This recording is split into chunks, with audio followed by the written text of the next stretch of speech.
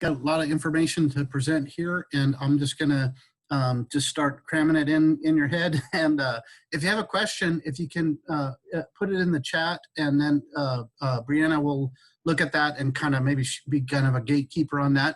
But I'm willing to take questions partway through. So if you think of something that you want to ask or whatever, we'll go ahead and do that. So the first thing I want to is where to go to find information.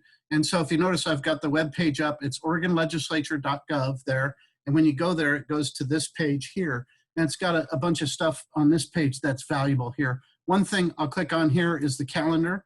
And so if you're wondering, oh, well, when does the session start or whatever, or whatever's going on. So we have like legislative days going on right about now. These are where they have legislative committees. If you have a committee that meets, then you go to that. Certain deadlines for bills and everything like that. And let's see if I change that to January. You can see this blue streak here. This is when the regular legislative session starts. So anyway, that's the calendar on there. If I go by here, there's the Senate, and if you want to see, you can see a list of your senators or whatever like that. If you want to know how to send an email to Dennis Linthicum, you can find his contact information there. House is there or whatever. Bills and laws, I'll call your attention to two little things here. One of them is over here, Oregon Revised Statutes here. So if you ever see something like ORS 192.836 or something like that, you look that up, whatever. I just made that up here. So 192 is, actually that 192 is a section I go to a lot here, and that's the public records law there. But, and you can click on this and find 192, whatever. And so there's you click on that, and then that takes you to 192, section 192, and you can find 192.336 or whatever you're looking for there. If you need help with that, I can help you with that too, or my staff. Another thing, so under bills and laws is there's a copy of the Oregon Constitution there. And so a lot of people have a copy of the US Constitution. They proudly carry it in their pocket. I have one I carry.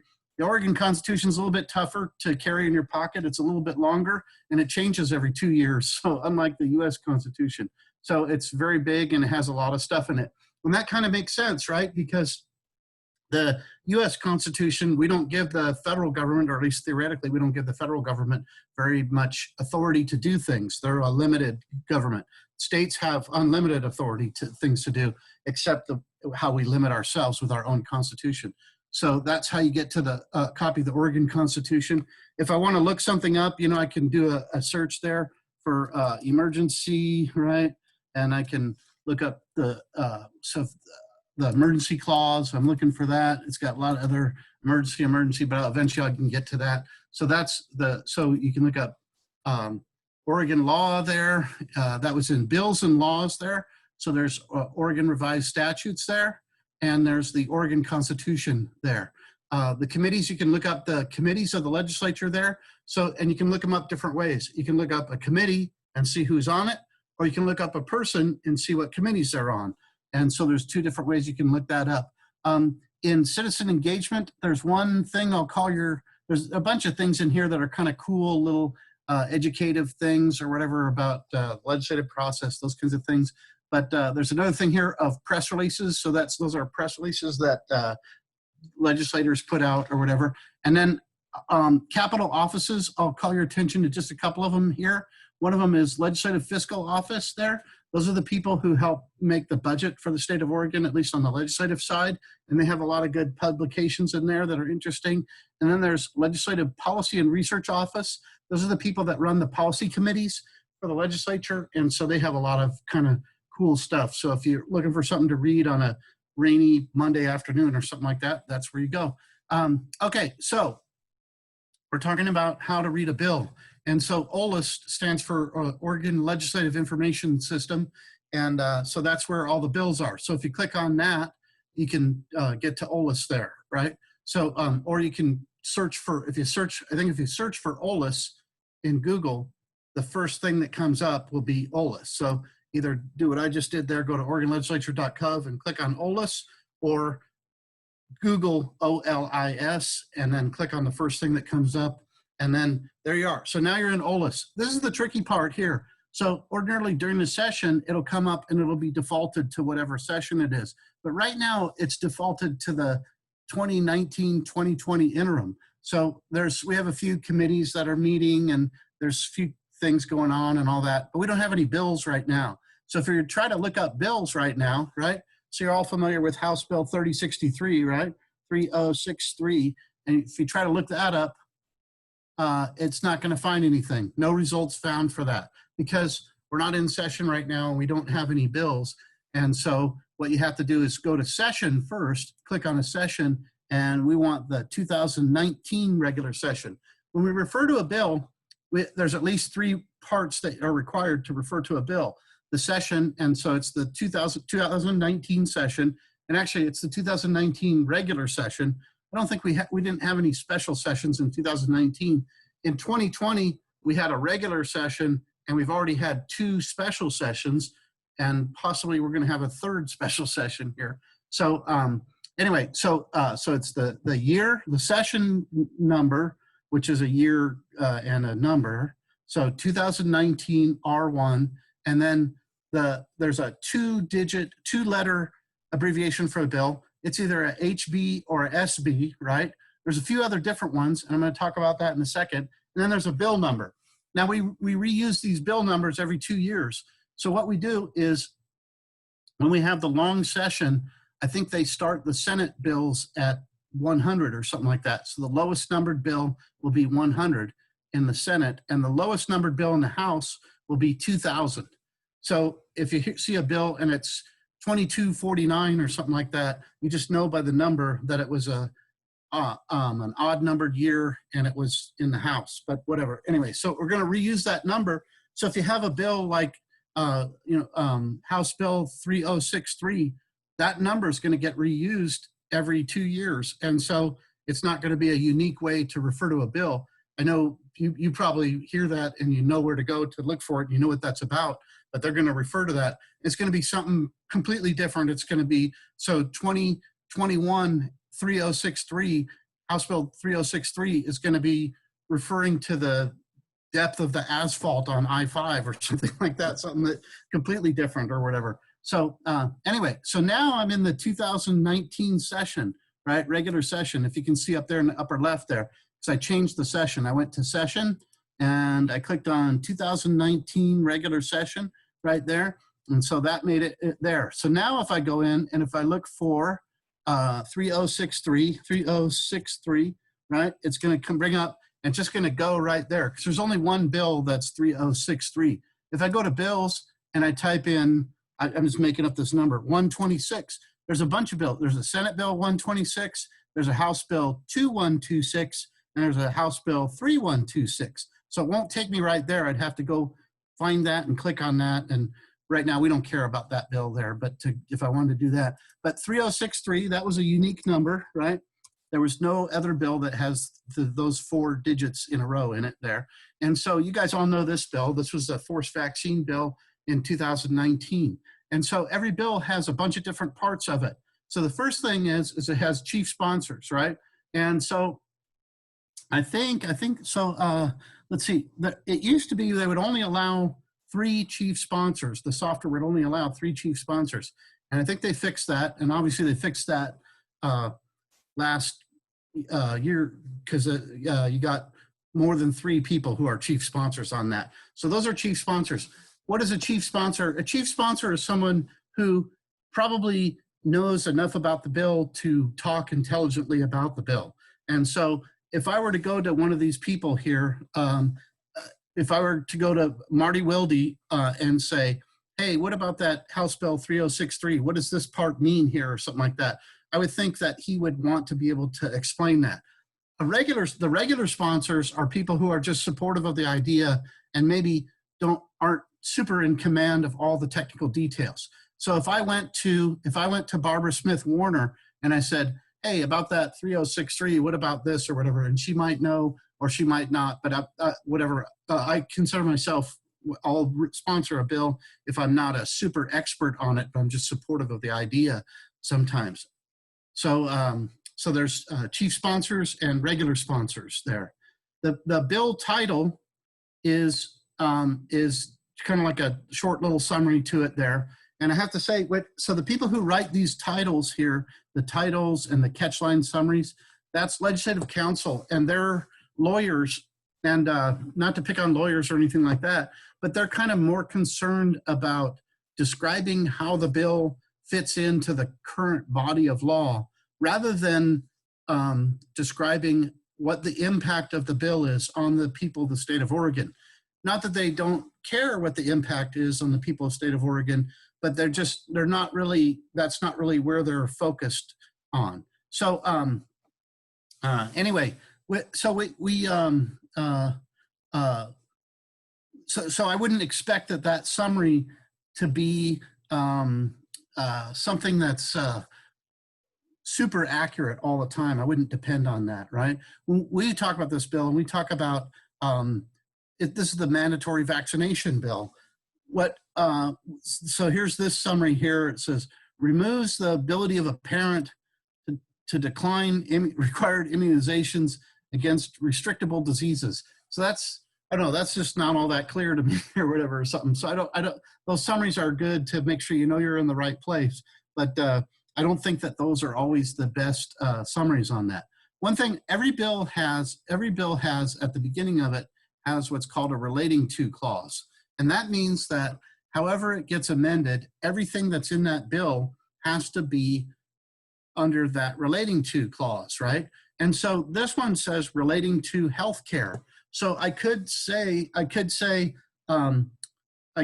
put an amendment on this bill that says the thickness of the tires on wheelchairs has to be 1.5 inches or something like that. That's relating to healthcare. That's allowed in this bill. I could put that amendment in there. Sometimes, so this is what's called a broad relating to clause, and that means anything can creep in there.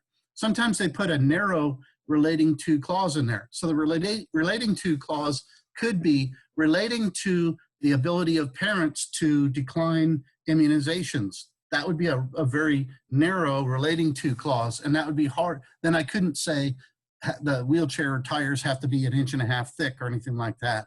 So anyway, so that's what a relating to clause is, and they're pretty strict about that, about allowing amendments to bills that aren't cooperating with the relating to clause. So there's also, every bill has a fiscal impact and possibly a revenue impact. Not that every bill has a fiscal impact, right? So sometimes we do a bill and it just doesn't have any impact, whatever. We say we're gonna, I don't know, allow nurse practitioners to do vasectomies or something like that. There's no real impact to the state of Oregon on that, or very little or whatever. One thing just to know on this is that if the state of Oregon could pass a law saying everybody who has a wooden fence is required to paint that fence once a month, whatever. Now, that would be a law in the state of Oregon. So if that passes, that's pretty expensive. It's pretty expensive to paint your fence. And to do it once a month is super expensive. That's going to be a lot of paint every year and a lot of labor. And not everybody has the ability to get out there and paint it. So you're going to have to hire some guy to paint it. So there's a lot of fiscal impact on that. But to the state of Oregon, there's no fiscal impact on that. The state of Oregon probably doesn't have any wooden fences, and they might exempt themselves from it anyway. And so they would say there's no fiscal impact, even though there's a huge fiscal impact, right? Because it's pretty expensive for everybody to get their paint. So when they say fiscal impact, that's the impact to the state of Oregon. It's not the impact to the citizens of the state of Oregon or the businesses of the state of Oregon. So sometimes you'll see something, regulation, and it doesn't have any fiscal impact, but it's super impactful. And then the revenue impact is just if it's going to cause more money to come into the state of Oregon there. So they talk about that. So, and then you can see where it is. One thing I'll clue you into here is measure history here. And this is where you find out what happens to the bill. So every bill gets first read. Every bill has to be read 3 times. So they do a first reading. Once they're done with the first reading, it gets assigned to a committee.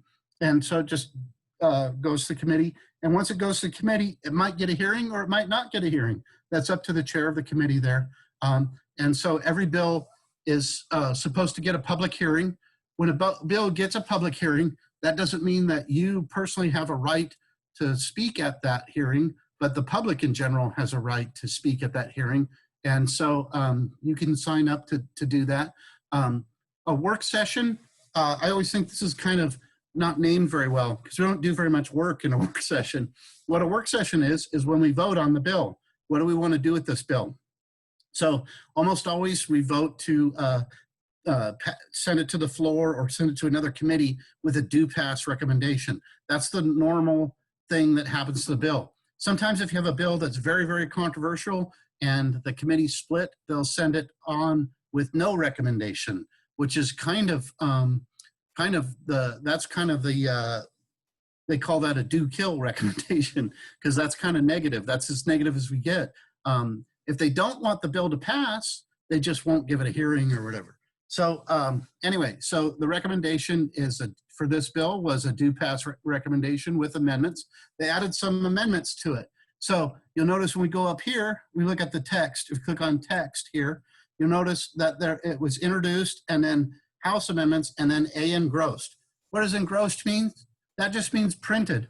So what it kind of means is that it got the amendments integrated into it. When they write the amendments, it's kind of like a puzzle here. So I'm clicking on this. This is just the amendments to the bill here. And so it says things, look at this. I'm just reading here. It says on page 1 of the printed bill, line 2 after 433.102, delete the rest of the line and insert blah, blah, blah, blah. In line 3, insert this and delete this. Okay, that's what an amendment looks like. So now that's pretty hard to follow, especially, so you got to have like a copy of the introduced bill in one hand and the amendments there. And so what the engrossed thing means, where am I? I'm lost here. What engrossed means is that's where you take the introduced bill and you take the amendments, and the amendments, remember, said, go here and delete this and then add this and subtract this and add this, and then you get an engrossed form, right? And so that's with the amendments put into it and it's printed. We'll get back to this in a second here. And so you have a different version of the bill, A engrossed, right? So if we wanted to refer to this version of the bill, we would call this the 2019 R1 first regular session, HB 3063A. That's what this bill is. We can refer to that document as that, and that will uniquely in time and space refer to that document there. Is everybody following okay? Am I going too fast or is this too much or whatever?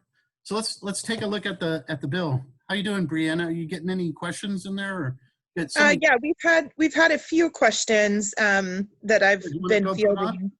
Yeah, I was wondering though if you might address conflicts of interest really quick, because personally I always check to see if there's any conflicts of interest that have been disclosed, and as of now I've yet to see conflicts of interest be disclosed on a bill so far.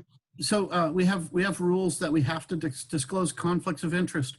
One of the things that we can't do is and some states allow this, is they'll allow you to recuse, to say, I have a conflict of interest, and so therefore I'm not going to vote.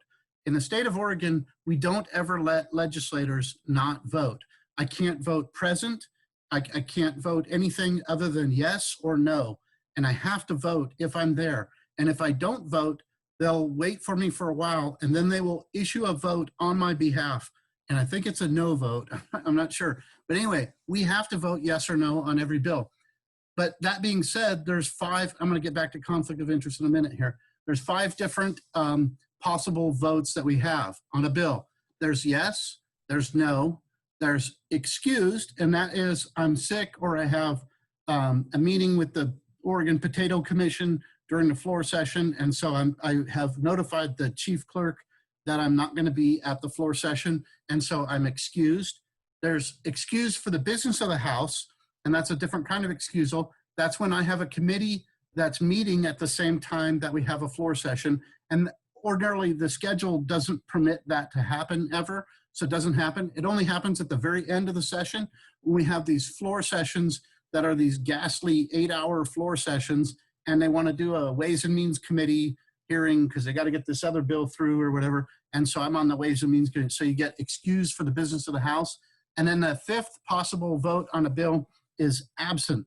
And that is if they just can't find you and you don't have an excuse, and so they mark you absent. And I've heard that in the Senate, Peter Courtney will never mark anyone absent. He always marks them excused. Okay, you asked about conflicts of interest. So that's if I have something that would materially, that would enrich me or a member of my family in a way that is, I'm not a member of a class that's sufficiently large or whatever, something like that. So let's say if we have a bill, and this bill would tend to make all realtors rich. And let's say my wife is a realtor, it would tend to put money in their pocket or something like that. I still don't have to do a conflict of interest because that class is sufficiently large that they would say that it's too large. It has to be something that's super narrow. And so it's almost impossible to have an actual conflict of interest. And so you notice when people declare actual or potential conflicts of interest, they declare it that way. They say it's an actual or potential conflict of interest. I have 2 family members that actually work in state government right now. I have my daughter works for Oregon State Parks, and my son-in-law, her husband, works for the employment department. And so when voting on their budgets, I declare a conflict of interest on that because that's a family member or whatever. But I still have to vote, and so I don't know. It doesn't really impact my vote. Like I'm not thinking, oh, can we increase the budget of Oregon State Parks because maybe my daughter will get a raise or something like that. And I'm not. That's just not really running through my head or anything like that. But anyway, conflict of interest, and when we do that, we have to submit a letter that talks about that. So I think if we were gonna, it's like I said, it's super hard to have a conflict of interest. You'd have to say this bill is hiring a contractor, and the president of the company that it's hiring is my nephew or something like that. It would have to be, super razor sharp. Does that get at what you were wondering about? It is. And, I think a lot of us are wondering which members of the House and the Senate have potentially received campaign donations, right, by pharma, who are also sponsoring, say, a vaccine bill. So a campaign contribution doesn't go to me personally, it goes to my campaign committee. And so that doesn't ever create a conflict of interest, at least under the law. Now, I'm a politician, I like to get campaign contributions or whatever. And so I won't say that I don't notice that kind of stuff or whatever, but that stuff is actually visible in ORSTAR, which is the Secretary of State's campaign finance database. So you can look that up there. So, but a donation to a campaign does not ever create a conflict of interest. So it's illegal for me to get money personally out of my own campaign. And so that's part of the definition of a conflict of interest, is that I would have to get money out of my own campaign.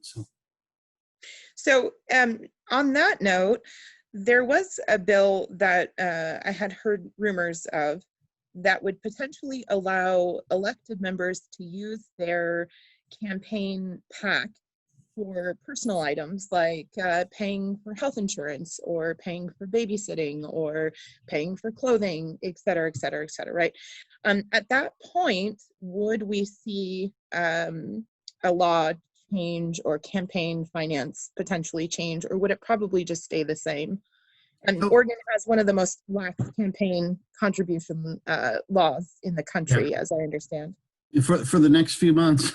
So I think we're going to have some campaign finance reform come. So whatever the rules are right now, it doesn't matter. They're going to get hugely rototilled, whatever. And we probably need to tighten things up in Oregon a little bit. And I just hope that we tighten them up that are in a way that's even for both sides, because it would be sad to have the party in power put their thumb on the scale or whatever. So that's what I worry about on that. So I think that in general, things will move in the right direction. You just have to make sure that they impact everybody equally. Like it would be sad to say that we create all this campaign finance reform law and then say, oh, but by the way, unions are exempt or something like that. And so that the union money can flow in a way that other PAC money can't flow. Something like that would be unfair. But anyway, let's get back to reading bills. Did you have anything else as far as questions go that there was a really great question about where can people look up legislative concepts or legal concepts? Where can they find that? Good, that's a great question. And so what happens is legislative concepts are, those are covered by attorney-client privilege. And so what happens is I think of an idea. So let's say I have an idea and I want the speed limit on I-5 to be 90 miles an hour. I think that's gonna be a good bill, whatever. And so I write that up on a little form and I send that to Legislative Counsel. Legislative Counsel are the lawyers that work for the legislature. They don't let people like me write my own bills because that would cause that would be a travesty of law and we'd never get anything out of the courts ever again or whatever. So we send it to the lawyers in Legislative Counsel and they write up a version of a bill and that's called a legislative concept. And they give that back to me. And when they give that to me, that's covered by attorney-client privilege. Now, I don't know if I agree with that law or whatever, but when they give it to me, it's covered by attorney-client privilege, and that bill belongs to me, and I can do whatever I want with it, and I don't have to give it to the legislature to try to get it enacted or anything like that. I can turn it into an initiative petition if I want. I can do whatever I want with that. Once I hand that over, then there's a thing called dropping a bill, and that's when I hand it over to the chief clerk. I said, and I just did this yesterday. I said, here's a bill that I have, and I want to drop this bill. And what they'll do then is they'll assign that a bill number. So it has a LC number. So I dropped LC 883 yesterday, and today, they still haven't gotten back to me. I haven't checked my email in a while, but usually they get back to you right away and they give you a bill number. So that'll be HB 2206 or whatever, something like that, right? And so they'll give you a bill number, but you have no right to see a legislative concept. Now, that being said, you see a lot of legislative concepts because a lot of times people want to be transparent about what they're doing, or people are trying to jockey for position or whatever. So I can't, if I have a legislative concept, I can publish it on the front page of the newspaper if I want. So I can do whatever I want. But as a citizen, right now, you don't have any right to view those because they're covered by attorney-client privilege. To me, so that's just what the state of the law is. Now, to me, what I think is, attorney-client privilege is created for, look, I just killed somebody and I need to have a frank conversation with my attorney so that I can go have a trial and get justice. And I'm going to say certain things during that conversation with my attorney that maybe I'd prefer not to get out in the courtroom. Or another thing that's covered by attorney-client privilege, it's not really attorney-client privilege, but it's a privileged conversation, is conversations that I have with my staff about policy. So those aren't subject to records requests or anything like that. So those are. But I think once I'm saying, here's an idea I have for a bill, and I'm engaging the lawyers at the state to write up a bill, I just wonder, I think at that point, I think it's, or at some point you have to say that an idea becomes public. And so anyway, that's where the idea becomes public, is when I present that to the legislature and I say, I, as a member of the legislature, want this to be considered in the next session. So anyway, that's where we're at that. Any other questions, or should I move on here?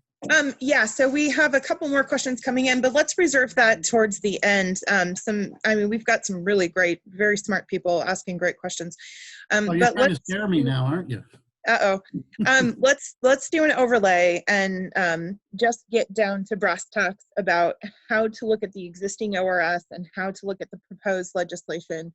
Yep. And see what's being proposed, and then we'll answer the rest of these questions because they are fantastic and they need to be asked. Absolutely. Good. All right, let's do that then. So one thing that I've always said is that I say this in the context of Oregon Citizens Lobby all the time, is sometimes the best source of information about the bill is not the bill itself. So anyway, so let's go look at this bill here. So we could look at the introduced version, and then the House Committee on Healthcare got a hold of it, and they amended it, and then they got it to here.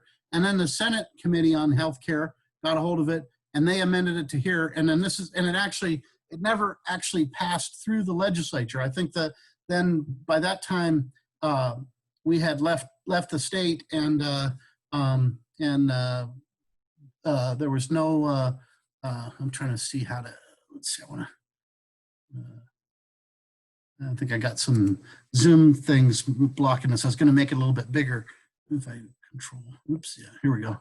Okay. All right. So this bill never passed the legislature there, right? So we have a few things here. So it's the 2019 regular session. It's House Bill 3063, and it's the B engrossed version of it, which is the farthest one it got. If we had actually passed it into law there, what's the word they say for that? Is enacted or something like that. They have another final thing. Enacted, yeah. Yeah, enrolled is what they call it. Enrolled means Right. that they've given it passed both houses there, and it got the governor's signature, and so it was given over to the Secretary of State, and the Secretary of State is the keeper of the laws of the state of Oregon, so it got enrolled there. So in this bill, and so it's got a summary here, and remember the summary is not part of the bill. The summary, this is just Legislative Council's it's their kind of way of telling themselves where to kind of put that bill in, and some hints about what it's about and everything like that. It's kind of what the bill does to law, not what the bill does to citizens. We kind of care more about what the bill does to citizens. So like I said, don't take the summary as too much of a thing. A bill for an act. So what we do in the legislature is we do acts. So, and what an act is when it's passed both houses and the governor has signed it, then it's an act. So, and then it's not quite a law yet. If it doesn't have an emergency clause on it, then the citizens can come along and they can veto that act there. So anyway, so it's got sections in it. And so anything in bold is new language there. So on this bill, we had quite a few things that were new, that needed to be added or whatever, or they were proposing to be added. And then you see now there's just some plain text here, right? And so what they do is, this is part of the current law, just ORS 433.102 is amended to read, and this is not changing the law here, right? And so what if you say, I don't know, like what if you disagree with this here? You say, blah, blah, blah, nothing in here is intended to affect the responsibility of a parent or guardian to have the child properly immunized, right? You say, wait, I don't agree with that, or whatever. That's not on the table. Nothing's being changed there. That's just the current law there, and they're just putting that in. No, that is new law there. I don't know why that's. I don't know. Oh no, yeah. Here's the amendment down here. So this is where the new part comes in here, and then when they have parts that they're taking out. So see this, they put them in italics there. So we have three different things. The bold is new stuff. The plain text is just existing stuff, just there for context. It's not on the table. It's not being changed. Don't get emotional about it. Yeah, actually, you can get emotional about it. But if you want to get emotional about it, you got to go back and you got to write your own bill, because it's not on the table for this one. And then italics is stuff that's being taken out, right? And so that's being taken out. And everybody knows about emergency clause, right? And so this bill it declares an emergency effective on passage there. So when they put an emergency clause on the bill, that does two things. That means that it goes into effect as soon as the governor signs it. And then also the people don't have a right to veto it through the referendum process there. And so they always put that at the end there. This 2009, right here, see this? This is on almost every bill. This 2019 act being necessary for the immediate preservation of public peace, health, and safety an emergency is declared to exist, and this 2019 Act takes effect on its passage there. So you see that a lot. I could see somebody saying, oh yes, this is necessary for public health or whatever, something like that. But boy, they have some that are really a stretch. It's not really affecting public health or anything like that. So anyway, so this is kind of how to read a bill here. So I want to say one thing. So Brianna was talking about when she reads a bill or whatever, that it's kind of an intimidating event. It is kind of, but you know, it really shouldn't be. Let me show you something here. I want to get back. I got all this Zoom stuff. That's so this is Article 4, Section 21 of the Oregon Constitution here. Okay, I want to read this to you right here. You see this? This is your Oregon Constitution. It says every act and joint resolution shall be plainly worded, avoiding as far as practicable the use of technical terms. So that means every bill that we write, every bill that we pass has to be plainly worded. They can't just put it in lawyer garblese or anything like that, right? And so anyway, so that's something to know there.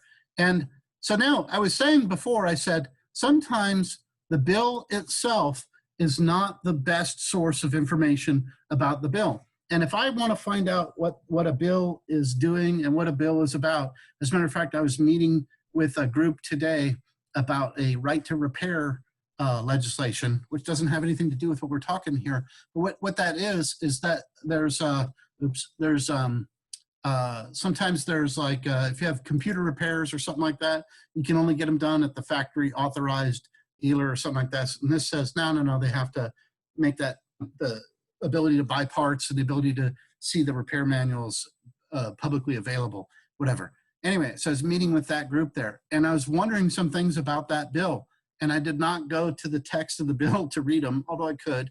But I went and I talked to somebody who's an interested party. She's actually a lobbyist for the automobile manufacturing industry, and she knows what this bill will do. And it's kind of easier to find out what a bill will do from people who are deeply affected on it, right? It's the same way. If I didn't know any better, if I was just, and I could read House Bill 3063 and say, oh, vaccines are great things, and gosh, we've eradicated polio and everything like that. These are so great. We should just mandate them for everybody. I mean, why wouldn't anybody want to take that? And then I could just, I just read the bill and I vote on it, right?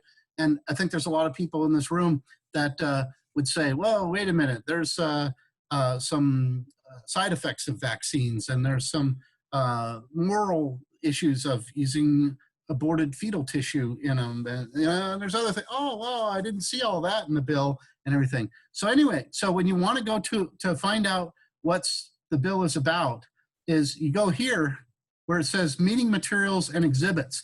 And what this is where people who have an interest in the bill will put their testimony, right? So you can put testimony here. You're a citizen of the state of Oregon. You have a right to put testimony here. You can just mail it in. You don't have to actually show up and sit at the witness table, although you can. And on almost any bill, you'll be allowed to do that. Sometimes they have something, especially comes to mind, firearms regulations. Those are the ones that really draw the huge crowds.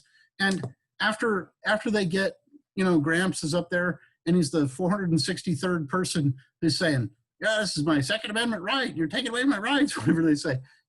We've heard every argument 463 times, so we're just done, and they just shut down the hearing or whatever. And I kind of get that, because you could just go on and on and on and on. Everybody wants to get their 2 cents worth in, but we're really not adding anything. But there's a lot of good stuff in here, right? And so here's Sarah Bacon. I know her. She came to my office, and she educated me a lot. I haven't looked at this. I hope this is good. Anyway, yeah. So she's kind of a good writer, and so she'll say blah, blah, blah, blah, blah, what this bill is about and everything. So that's a good place to go for information about what the bill is about, right? And let's see, I'm just clicking on these random. I haven't pre-read these or anything like that. So here's a person who's talking about this and blah, blah, blah, blah, blah, and just kind of her personal experiences and everything like that, and what it'll do and everything. And so so sometimes the best source of information about the bill is to hear from people who are directly impacted by the bill, right? And you would agree with that of if you're people who've had vaccine experiences or something or whatever, that your study or something might be more useful than me just sitting around and just reading a bill, which is just a bunch of legalese there. So anyway, so I went to meeting materials there, and that's where it was. If you want, we kind of don't care that much because these vaccine bills they're not super expensive, or they're not costing a lot or whatever. It's more just the impact on people. And so, but if you did have a bill that had impact on it, you go to analysis, and then you could see there's a fiscal impact statement here, and they have a fiscal impact statement, a revenue impact statement. They have an open government impact statement, which is about how public information is going to flow. And then I think brand new, we have one, I think is an equity impact statement or something like that. So that'll be interesting to see how that one comes out there. So that's how to read a bill. I want to do another, I'm going to do this one now, and this is kind of halfway, kind of a commercial here. I don't know if you've seen this. It's the Northwest Observer. It's a new kind of news organization in Oregon, and I'm involved with it a little bit. So I wrote some of the website for this. So back when I used to do honest work for a living, I was a software engineer. Anyway, now I'm a legislator. So if you click on civics, if you go to Northwest Observer and you click on civics, then, and there's a whole bunch of things here on civics, and one of them is a look at different kinds of bills there, right? And so we were talking about a bill, so it's a HB or a SB there, and then we have other things that we do in the legislature though, right?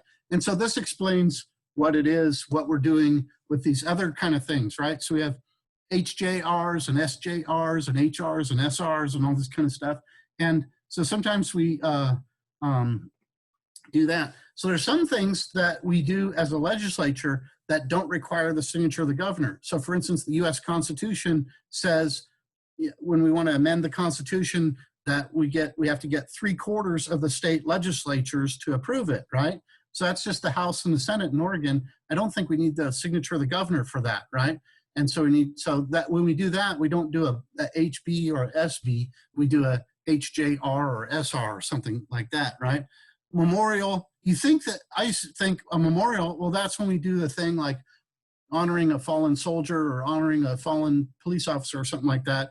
And actually those aren't memorials, that's where we do something else. And that's when we say, hey, Congress, you need to, whatever, fund cancer research better or something like that or whatever. Anyway, so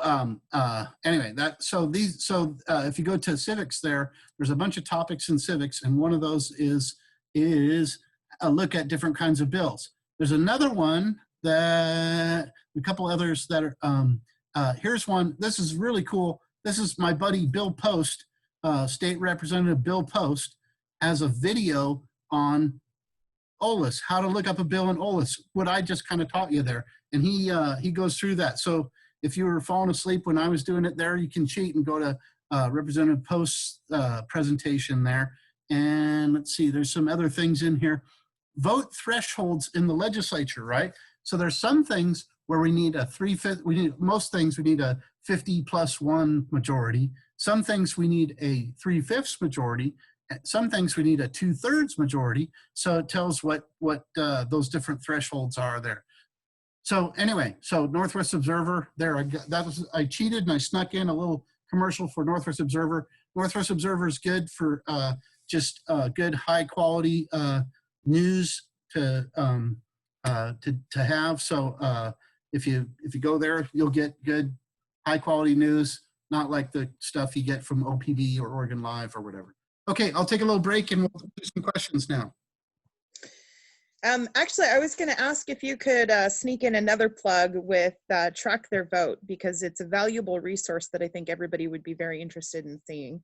Yep, so I'm going to do that. So here, this is another organization that I'm involved with here, and this is tracktheirvote.org. So this is Oregon Citizens Lobby here, and what this is, and if you're interested in getting involved with this, you could. What this does is we have a way, if you go and you get a login, and then you do actual bill analysis here. And so we have, let's go back to 2019. Let's go back to 2017. 2017, that was a fun session there. If you do track a session there, and it'll show, takes a minute to load up there. Bill Post had the best score there. His score was 1,538. I came in second, and then my other buddy, Rep Reschke, he came in third there, and Greg Barreto or something like that. And so, like, let's see, who's your legislator, Brianna? Who's your state representative? Rick Lewis. Rick Lewis. Here, let's find him. Was he in there in there, or do you see him? Not in 2017. He that was Vic Gilliam. Yeah. Mm-hmm. So we'll just look. Somebody here has got Sherry Springer, whatever. So here's Sherry Springer here, and so it's kind of a ranking on her on all these bills here. And if we go to this is House Bill 2017, which was the transportation package, right? And so there's a little law here that means it became law or whatever. But anyway, you can be one of the people that reads the bills and does these write-ups on these bills here and whatever. So it's Oregon Citizens Lobby, and we usually have a war room where once a week you can go down to the Capitol and listen to some people talk and eat free cookies and whatever, and get some talks on legislative stuff going on or whatever. And anyway, so that's Oregon Citizens Lobby. Will we have a war room this year? I think I don't know. I've been talking to people about that, and I'm not getting very good answers back. But they're talking about setting up a tent on the front. I just don't know. Like February 5th, are you going to want to be in a tent on the front steps of the legislature very long?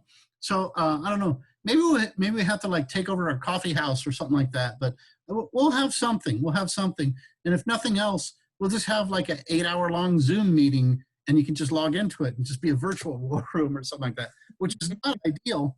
But anyway, so hopefully we'll have something like that. But anyway.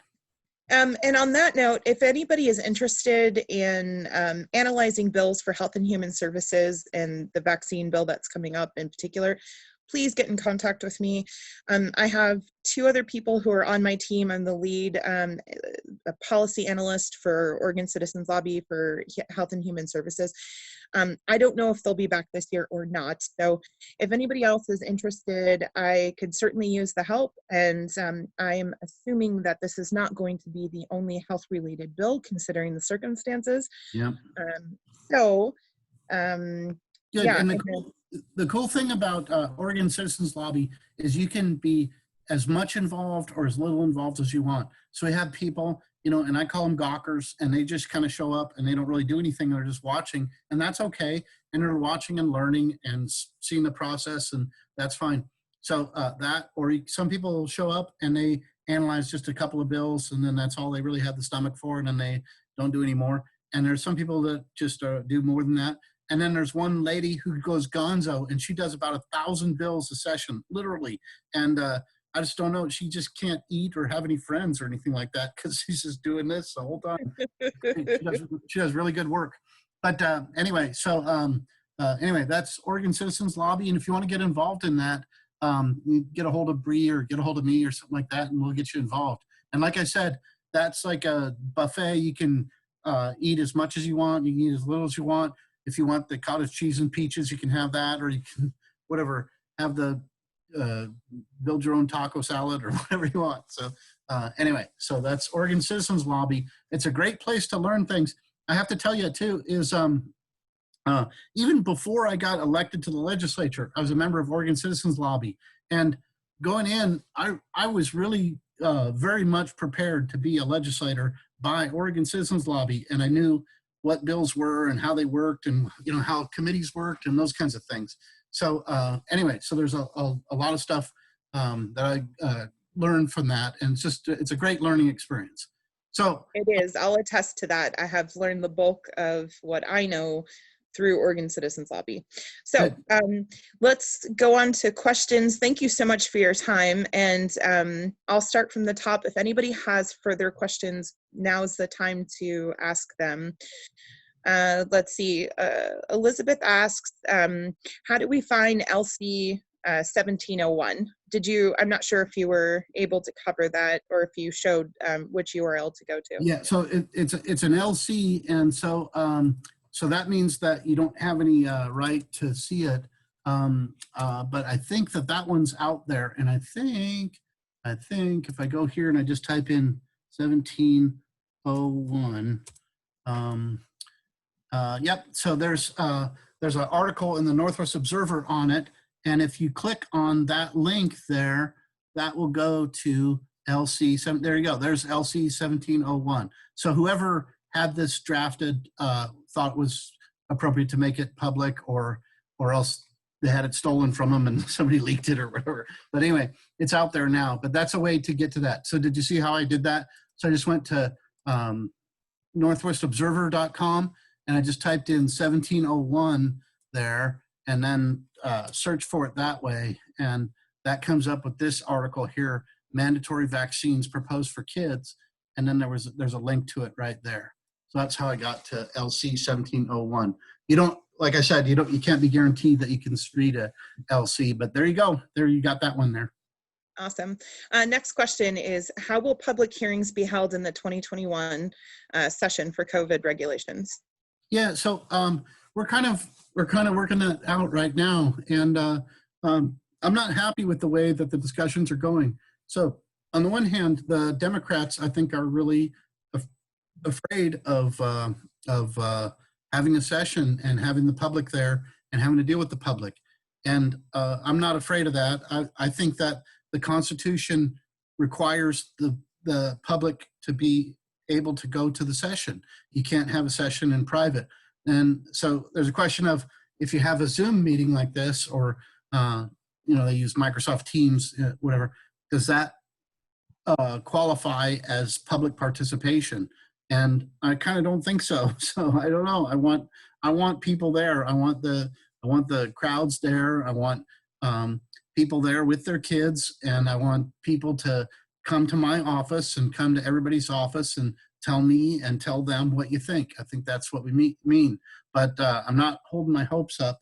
And like I said, there's Operation Let 'Em In, or what were we calling that? Operation OHP or something. Yeah. What was it? We'll talk about that a different time. This is being recorded, so we'll talk about that later. Okay. So another question is, how are campaign funds supposed to be used, and is that tracked? Oh yeah. So you can see every single dime that comes into a campaign has to be tracked and made public. If it's not over $100, they don't release the name. They just said miscellaneous cash contributions, $100 or more. And every single dime that's spent has to be disclosed, what it's spent on. So you can see that. You can go to OLS and see that. ORSTAR. Yeah, ORSTAR. Yeah, that's right. ORSTAR, and see that. So that's one thing that's nice about Oregon campaign law, is that you can see every dime coming in and every dime going out. It's not always organized the way that's most useful, but it's there. Everything's there. So there's nothing secret. So. Are the legislative councils bipartisan?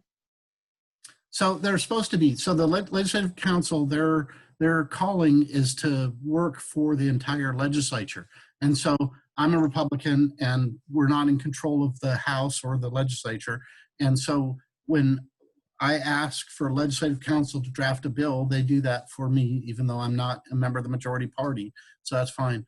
I think in practice, I think that legislative council is a little bit liberal. So sometimes they get asked, well, is this a tax? Because if it's a tax, then the threshold to vote on it goes up. They need a higher threshold to pass a tax bill in Oregon. They need a 3/5.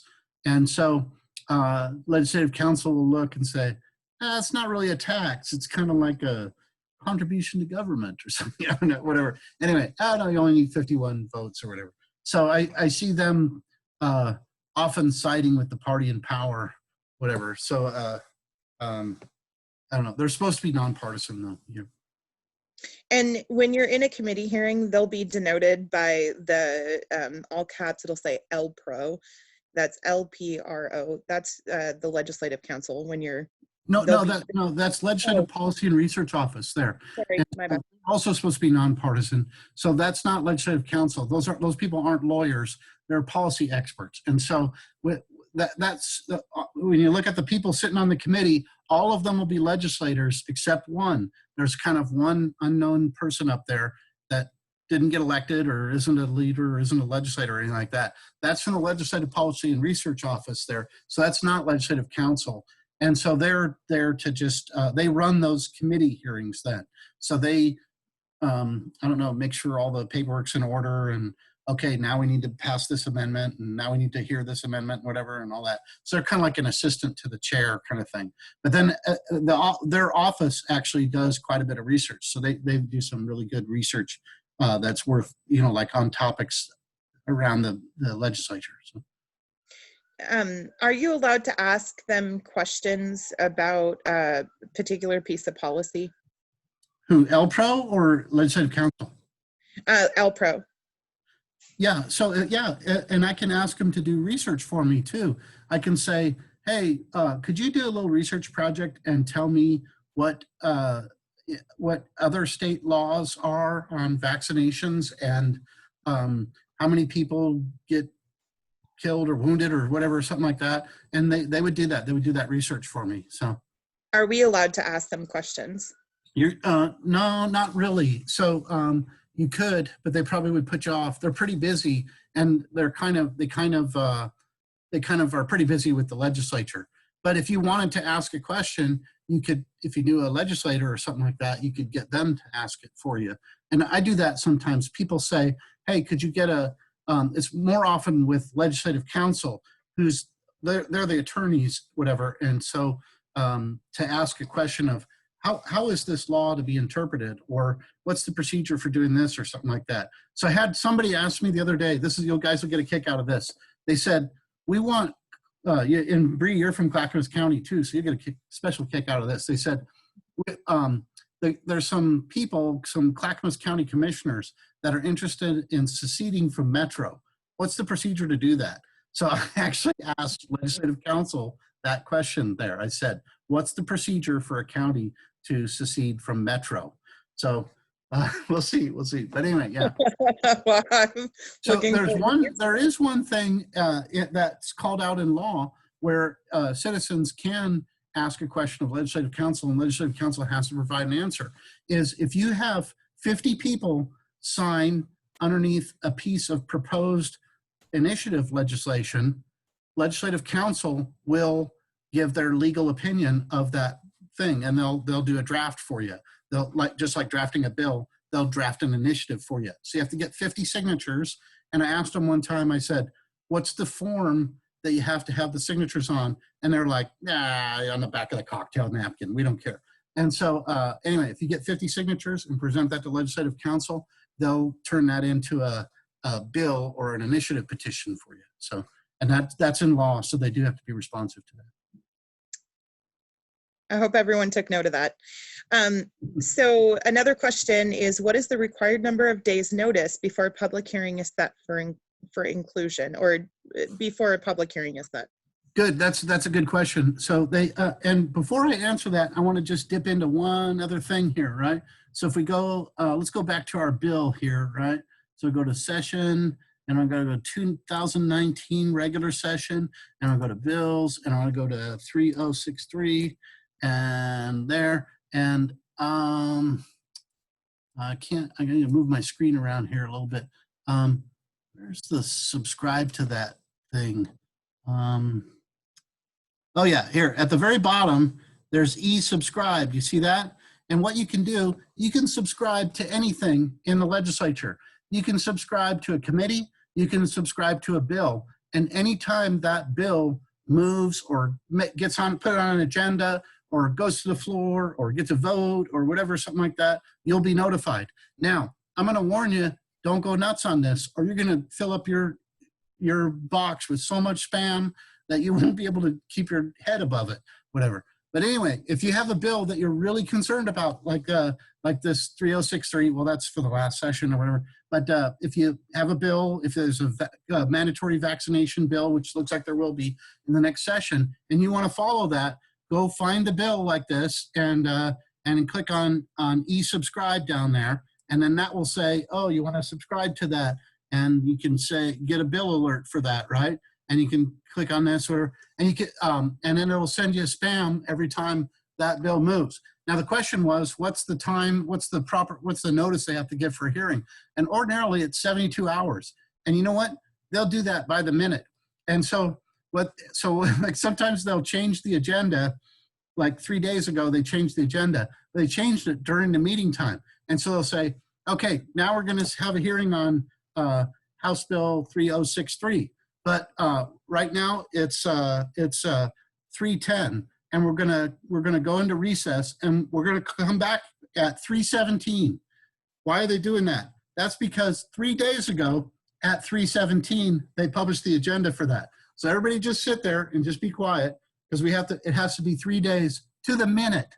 And so anyway, and so I've been there. Why are we sitting around? Why don't we just hear this? What's the thing? No, you can't do that because it hasn't been 3 days. In 5 minutes, it'll have been 3 days, whatever. So they do that. Now, when they get towards the end of the session, there's a thing, they make a declaration called sine die is imminent. What's sine die? That's a Latin term that means without a day. And so that means the end of session, right? Whenever we adjourn, we always adjourn to a certain day. We say, we're adjourned until tomorrow at 11 o'clock. We're adjourned until the next day at 11 o'clock or whatever. So we're always adjourned with a day, right?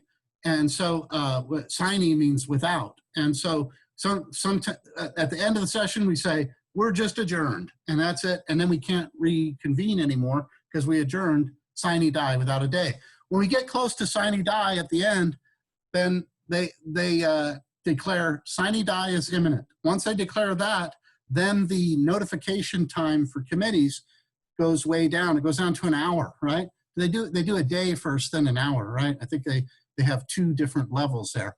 But after a while, the notifications say, we're gonna have a hearing, it's gonna be in an hour, right? And they do that. They actually, it's kind of a little bit of a, what do you wanna say, like abusive process or whatever. But I think that's at the end, and they're kind of cutting deals and trying to get out of there and all this kind of stuff, and whatever. But I don't know. So that's what happens at the end of the session. They try to not abuse it too much, but that's when so if you have a bill that's floating around at the end of the session and you think that there still might pass it or something like that, you might want to be right in the Capitol, if they let you in the Capitol. If they don't, they have a number you can text, you could go to that. But we're being recorded, so we're not going to talk about that. So another great question was, why are they passing so many bills with an emergency clause? And what's the requirement to use an emergency? What does it mean to have an emergency? Yeah. So there is no requirement to have an emergency. So my favorite story is, so they had, so in Washington, D.C., they have a building there called Statuary Hall, and every state is allowed to put 2 statues in there. And so we have a statue of John McLaughlin and Jason Lee, who were 2 kind of pioneering dudes in Oregon a long time ago or whatever, something like that. So somebody got the idea of, hey, let's take out the statue of Jason Lee and let's put a statue of Bart Hatfield in there, right? Now, let's leave aside whether you think that's a good idea or a bad idea or what you think of that or whatever. But that bill was declared to be an emergency. That was the one, remember, to protect the public health and safety or whatever. So that one was declared to be an emergency. So there is no standard for what constitutes an emergency. So they can put it on any bill. And what they're basically saying is, I want this bill to go into effect right away. Ordinarily, if you don't put an emergency clause on it, it goes into effect 90 days after the end of the legislative session. If you do put an emergency clause on it, it goes into effect as soon as the governor signs it. And the people can't do a referendum on it. Now, what a referendum is the people of the state of Oregon have the right to veto any act of the legislature, as long as it doesn't have an emergency clause. And does anybody know when the last time we had a referendum, a successful referendum on a bill where the people of Oregon vetoed an act of the legislature? Does anybody remember that, when that happened? Anybody? No? I don't even know. That was in 2014. That was when the legislature passed driver cards for illegal aliens. And the people of the state of Oregon, and I was one of them. I wore out a pair of sneakers, carrying a clipboard on that one there, and to get that, and we put that on the ballot, and the people of Oregon voted 66% to not give driver's cards to illegal aliens. And so that was the last time we've done a referendum on any bill there, and that was successful there. So it is possible there. So if they do an emergency clause, they can't. Now, if I could, I want to do. Can I sneak in and do another commercial here? So absolutely. NoFakeEmergencies.com. So can everybody see my screen there? NoFakeEmergencies.com. So we have an initiative petition here, and you can read about fake emergencies and and what that's all about and all that. And then you can download a petition and you can send it in. So this is the text of it and everything and what it means and all that. And you can get a single signer sheet, or you can get a 10-line sheet, and you can send that in. And anyway, so we have that we're putting on the ballot for 2022. So if you want to sign that one, NoFakeEmergencies.com. How about that for a commercial? Love it. What type of majority is required to pass a health bill? Last question, and then I have two for you, and we'll wrap. Did you say to pass a House bill? Or a health bill. A health bill. So as long as it doesn't raise taxes, and as long as it doesn't repeal any of the Measure 11 crimes, we have some mandatory sentences for Measure 11 crimes. So if it doesn't raise taxes or repeal a Measure 11 sentence, you only need 51%, or 50% plus one. Thank you. So this is my question. Would you mind going over how committee assignments work and how votes are decided in these committee hearings and how arms get broken? Yeah. So, okay. So the committee assignments are pretty easy. So there's 3 people run the state of Oregon. So that's Kate Brown, the governor of the state of Oregon. That's Peter Courtney, the president of the Senate, and Tina Kotek, the Speaker of the House. Everybody else is just kind of furniture in the legislature, and that includes me. And I'm even more furniture-esque, like not even a chair, kind of an end table, because I'm in the wrong party. So, but what Tina Kotek assigns every single person their committee.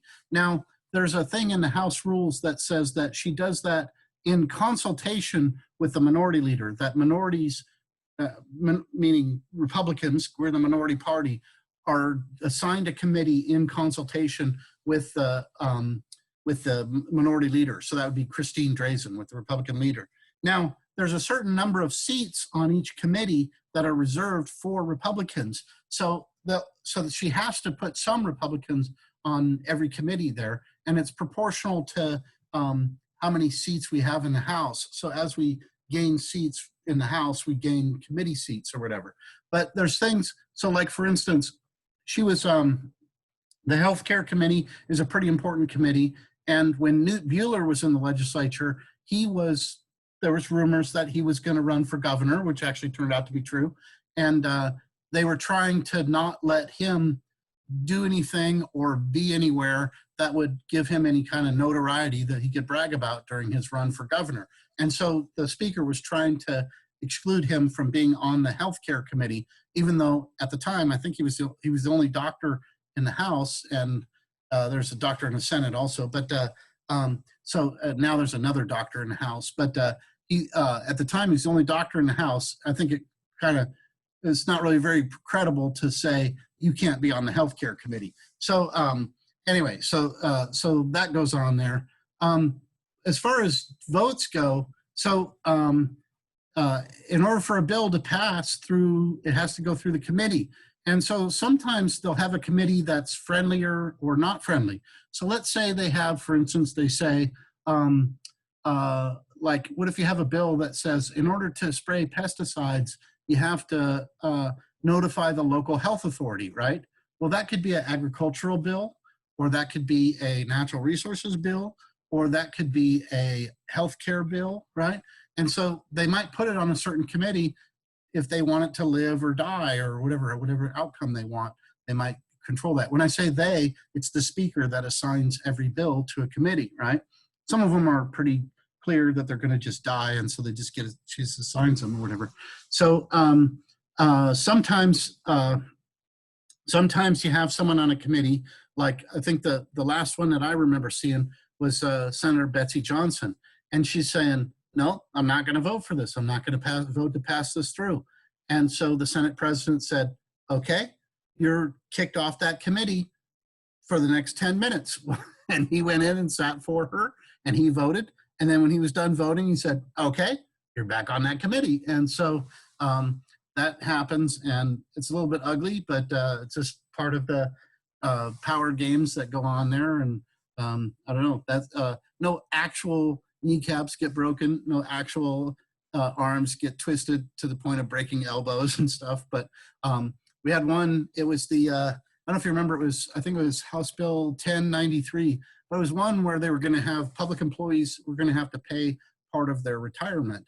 And of course, some of the people in the party in power weren't very favorable to that because they are supported by public employee unions. And so they wanted to vote no on it.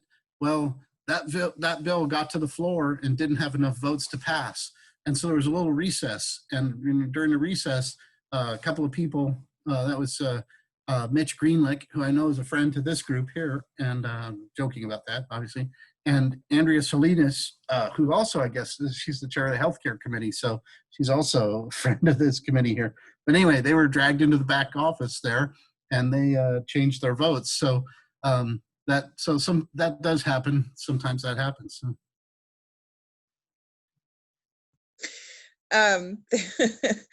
Yeah, that was a fun committee hearing. So, okay. That happened on the floor. That was on the floor of the House. Oh, sorry, right. I'm thinking of a different scenario. Mm-hmm. Sorry, I lost my train of thought. Okay. So last question, and then I was going to address something that was just stated in the chat box about constitutional rights. But have you seen in your experience budget bills which have to be passed during the session more or less be held hostage until the end so that other bills end up coming first? So, and yeah. No, so so that could happen. Here's what really happens with budget bills. So we have hundreds of budget bills that have to pass through. Like every agency kind of has its own budget bill. And there's a little bit over 100 agencies. Kind of depends what you call an agency, how you define an agency. But let's say there's about like 120 agencies in the state of Oregon. So you have 120 budget bills to go through. And so that's just a lot of work to get done. So, and every budget bill gets at least 3 hearings, and each one of those hearings takes up almost at least an entire day. So, or entire day's worth of work for the committee. So, so the fact that those budgets don't get passed or till the end of the session isn't surprising, and I don't think there's so much of that's going on. What really happens, they have a bill that's at the end of the year, and it's called the Christmas tree bill. And that's the bill that, I need the freeway in my district. And, we need put a new roof on the senior center in my district. And the city in my district needs a grant to redo its water system and all that kind of stuff. So that's the bill where, I don't know, not all of it's pork, because some of it's actually good spending, but there's a lot of pork on that. But that's the Christmas tree bill. So that's the bill where really to watch as far as controversy goes and all that. So as far as like the agency budgets, those are, I don't want to say they're not controversial, but there's more, but there's not really a sense of, let's hold up this agency's budget, until something else. That's not really anything that I see going on. Okay, awesome. Thank you so much. And so then the last question is about constitutional rights, and I think essentially addressing the supremacy clause in the federal constitution, which states, no state shall pass any law that supersedes the federal constitution. And so the question is, what about the word, mandatory, or the idea of a mandatory vaccination bill superseding the Constitution. And I just wanted to address something really quickly about, I see this term often, which is, what about our constitutional rights? And so that's kind of flipped around. And so I just wanted to address that really quickly, because we as human beings, we don't have constitutional rights. We are the employer, not the employee. And so what we have are all rights, all inherent rights, which are God given, Yep. are inherent, they're inherited, they are ours, right? The Constitution limits the government. So the Constitution doesn't actually apply to us, it applies to the governed, the government by the governed. That's why we send a representative to become part of this delegation, right? That's why we vote people in, because they're of us, they're from us, they represent us, to, you know, sort of tweak or create new laws that need to be addressed even every year. But if you wanted to take this one, I think we'd all really appreciate understanding if if a mandatory vaccination bill would actually supersede any form of constitutional limitations on the government in Oregon. So this is a good thing, good topic to bring up here. So the federal government, you're correct when you talk about the federal government is limited. The federal government is created by the states and only has the power to do what it can do in Article 1, Section 8, and it lists things that it can do, and it can't do anything else. Now it says things like regulate interstate commerce, and as a practical matter, the courts have said pretty much anything's interstate commerce. The classic case was the guy growing wheat on his own land for his own consumption, and they said, no, that's interstate commerce. So, so that things have gotten kind of out of hand, but you're right, your characterization of it is right, that the federal government doesn't give you rights. The Constitution describes rights that you have, that you inherited from God, that you get from God, and that the federal government is limited. It can't do everything. Now, conversely, state governments are plenary. So back in the beginning when I was saying, you know, you carry around this US Constitution, and the last time we amended the US Constitution was in 1992. And so that there's the US Constitution doesn't get amended very often, and it's not very long, because it just says you can only do these things, 1, 2, 3, 4, 5, 6, whatever. And that's what the US Constitution does. In the Oregon Constitution, Oregon has plenary authority. So the state of Oregon isn't limited in its ability to create laws for you or whatever. Now, there is a Bill of Rights in the Oregon Constitution. It's in Article 1. Article 1 of the Oregon Constitution is the Bill of Rights. And so when they set this Constitution up, they said there's certain things that you can't do. You know, we have the Oregon Constitution talks about freedom of speech and right to bear arms and rights of accused and things like that. Similar things that the US Constitution talks about. So they can't violate that. But other than that, the Oregon Constitution has no kind of parallel to Article 1, Section 8 in the US Constitution. So for instance, in the US Constitution, if Congress were to say, we're going to outlaw bubble gum, you'd have a test and you'd say, is that part of Article 1, Section 8? And some legal theorists would say, yeah, that's interstate commerce, and then that'd be the end of it or whatever, but not really. And so the federal government doesn't, in my opinion, my legal opinion, doesn't have the ability to regulate your ability to chew gum, because it's just not listed in there. It's not something that they were given authority over. The state of Oregon can just make up whatever they want as long as it's not in the Bill of Rights. In other words, as long as it's not specifically excluded for them. So that's how the state of Oregon differs from the federal government there. And that's kind of why our Constitution is bigger and longer and more complicated than that. So then the other question is, so your right to not be vaccinated, or your right to control whatever vaccines you want. So I think it's plausible that someone could say, I want to take A and B vaccine, but I don't want to do X and Y vaccine. I think that's plausible too. But you're right to just control your own, just plain old what gets injected into your body, or to say that if I choose, I think coming up, if I choose to not get this injected into my body, I should not lose other rights and other privileges that other citizens have. I think that that's a good question, and I have my opinion on it. I think you shouldn't. I think you should never have to be vaccinated, especially in light.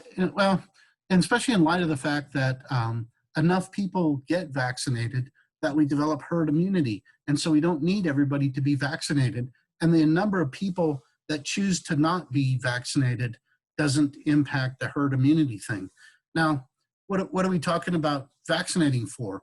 We're talking about vaccinating for COVID, because COVID doesn't kill that many people. It's not that serious of a disease. And I'm sorry for people who've died, but that's a little over 1,000 Oregonians that have died in, almost 9 months or whatever.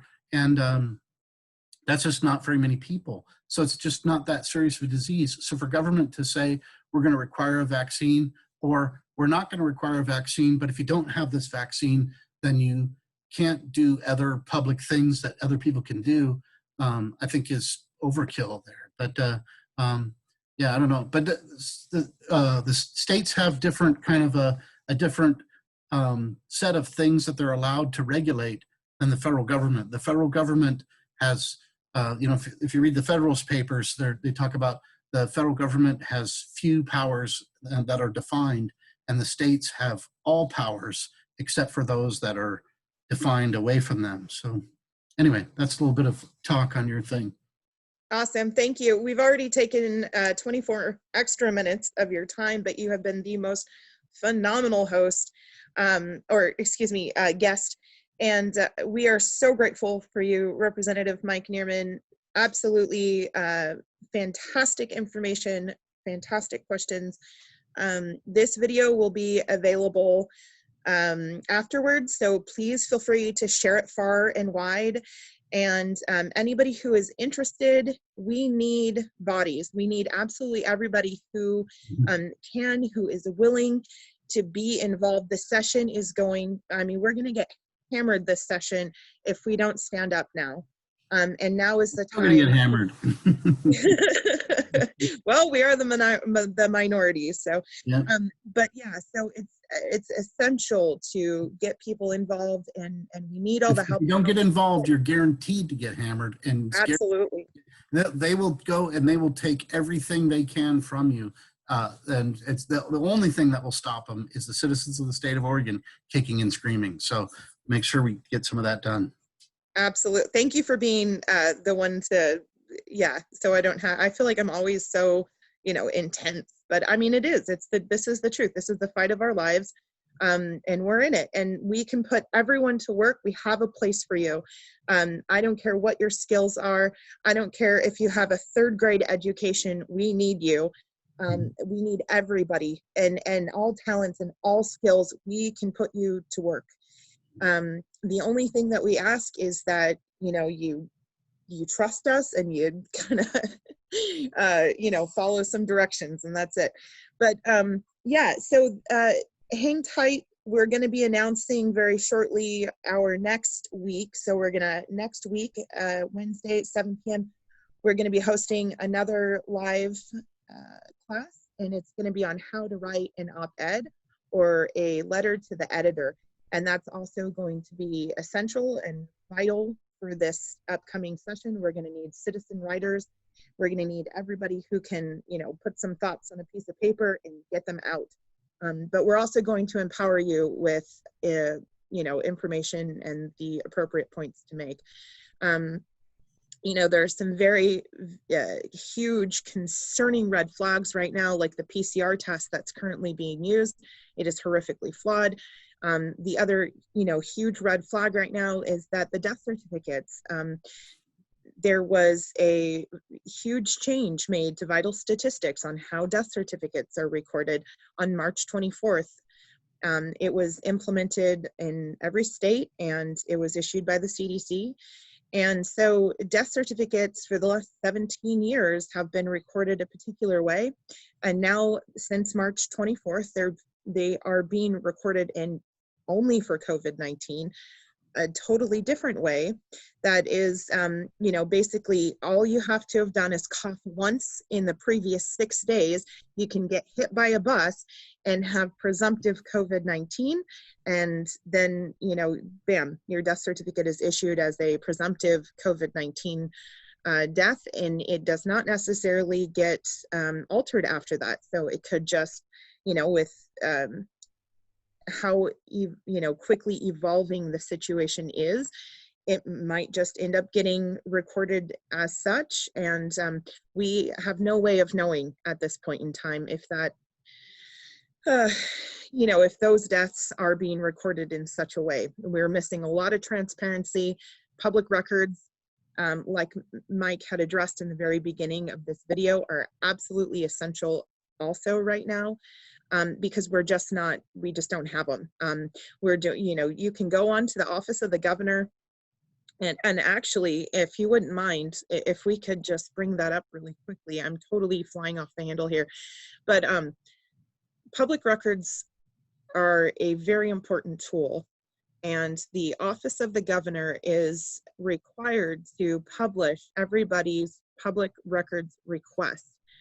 And if you pop it up, you'll actually see my name on there, because I recently sent in a public records request. And I don't know where that is. This is a really great tool. Oh, you're in California. Wait, no, never mind, just kidding. I thought it said Newsom, it says newsroom. But I don't know where that is, the public records thing. If you Google Office of the Governor Public Records, it'll pop right up. I feel like I'm in there every other day for writing articles. And you can go on to the records requests that have been approved, and you can read through all of those emails, text messages, or whatever information was released. And you might just glean some very interesting and relevant information. So if you go over here onto the right side where it says public records log,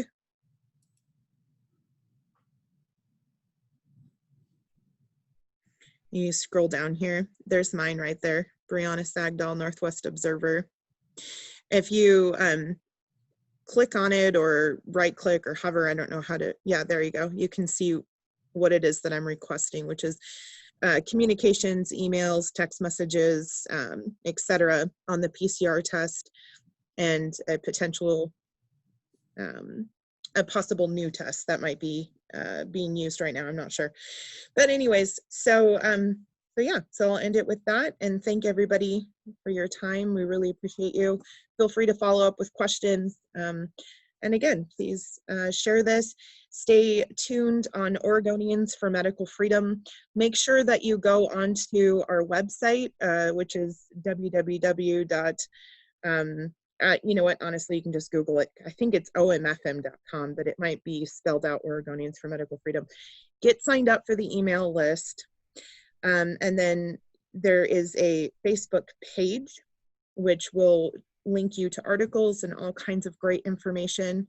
And then there's a private group as well. But yeah, there it is. Thank you. www.oregoniansformedicalfreedom.com spelled out. Yeah, awesome. Okay, and with that, we're gonna wrap. So yeah, thank you, everyone. Thank you, Mike Neerman. Thanks. Thank you.